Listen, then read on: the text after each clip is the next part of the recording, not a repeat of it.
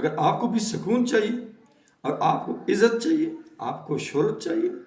سب کو سب اللہ تعالیٰ عطا فرمائے گا، کیونکہ اللہ تعالیٰ فرماتے ہیں کہ اللہ ان اولیاء اللہ لا خوف علیہم ولا هم یحزنون،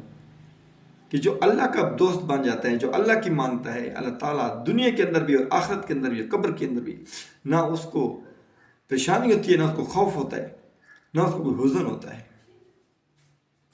اگر یہ چیز ہم کریں گے عزیز ساتھیوں، تو دیکھو خوف کس چیز سے ہمیں ہوتا ہے 24 گھنٹے؟